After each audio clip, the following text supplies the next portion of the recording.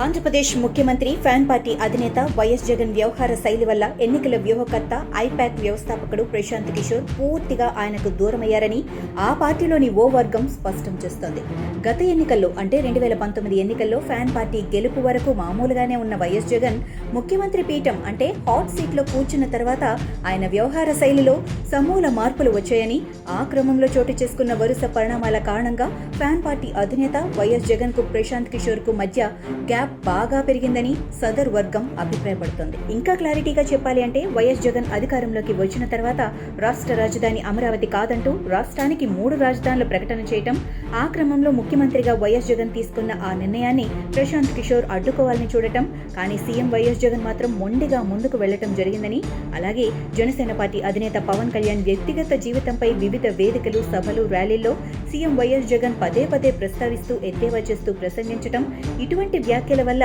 మీ image కు భారీ నష్టం కలుగుతుందంటూ ఫ్యాన్ పార్టీ అధినేత వైఎస్ జగన్ కు ప్రశాంత్ కిషోర్ ఓ నివేదిక ఇచ్చినా, కానీ సీఎం వైఎస్ జగన్ తన తీరును ఏమాత్రం మార్చుకోకుండా అదే పంతాలో ముందుకు వెళ్తూ ఉండటం, అలాగే మంత్రివర్గ విస్తరణలో సమూల మార్పులకు జగన్ శ్రీకారం చుట్టడం, అందులో ప్రశాంత్ కిషోర్ జోక్యం చేసుకునేందుకు ప్రయత్నించడం, కానీ ఆ అంశంలో ప్రశాంత్ కిషోర్ ప్రమేయాన్ని దాదాపుగా వైఎస్ జగన్ పక్కన పెట్టేయటం, మరోవైపు ప్రశాంత్ కిషోర్ తన సొంత రాష్ట్రం బీహార్, ఆ రాష్ట్ర రాజకీయాల్లో ఆయన కొత్త పార్టీ స్థాపించి పాదయాత్ర చేస్తూ బిజీగా ఉండటం, అలాంటి వేళ తన పనిని పట్టించుకోవాలి అంటూ సీఎం వైఎస్ జగన్ స్వయంగా పలుమార్లు ప్రశాంత్ కిషోర్ కు ఫోన్ చేసి ఆయనపై ఆగ్రహం వ్యక్తం చేయటం, అలాగే ఐపాక్ సైతం సోషల్ మీడియాలో ప్రచారాలు, ఆన్లైన్ సర్వేలు నిర్వహించడం మినహా మరో పనిని చేయటం లేదన్న విషయం సీఎం వైఎస్ జగన్ గ్రహించడం, దాంతో ప్రశాంత్ కిషోర్ వైఎస్ జగన్ల మధ్య బాగా గ్యాప్ వచ్చిందని, ఆ క్రమంలోనే టీడీపీ అధినేత చంద్రబాబు నాయుడు వైపు ప్రశాంత్ కిషోర్ వెళ్లారన్న ఓ చర్చ అయితే ఫ్యాన్ పార్టీలోని సదరు వర్గంలో కొనసాగుతోంది.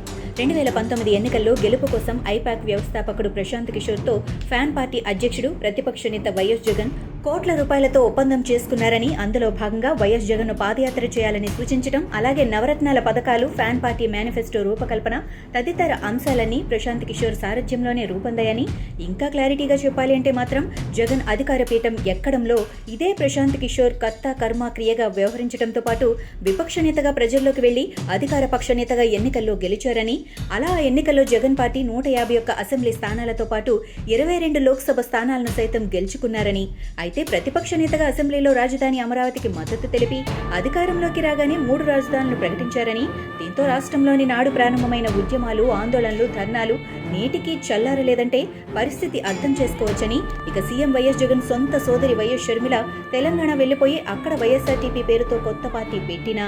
ఆ పార్టీకి సైతం ఎన్నికల విపత్త ప్రశాంత్ కిషోరేనన్న విషయం అందరికీ తెలిసిందేనని, కానీ అంతలోనే సీఎం కేసీఆర్ సైతం తన పార్టీ ఎన్నికల వ్యూహకర్తగా ప్రశాంత్ కిషోర్ను నియమించడంతో వైఎస్ షర్మిలతో భేటీ అయిన ప్రశాంత్ కిషోర్ వైఎస్ఆర్టీపీని మూసివేసి ఆంధ్ర వెళ్లిపోవాలి అంటూ వైఎస్ జగన్ సొంత సోదరికి హితవు పలికారని, కానీ ఆమె మాత్రం తెలంగాణలోనే రాజకీయం చేసిందని, అయితే వైఎస్ ఫ్యామిలీలోని వైఎస్ జగన్ కి వైఎస్ షర్మిల గెలుపు కోసం గతంలో పనిచేసిన ఈ బీహారీ బాబు ప్రస్తుతం ఇలా చంద్రబాబుతో భేటీ కావటం, అది కూడా ఎన్నికల వేళ వీరు భేటీ కావటం చూస్తుంటే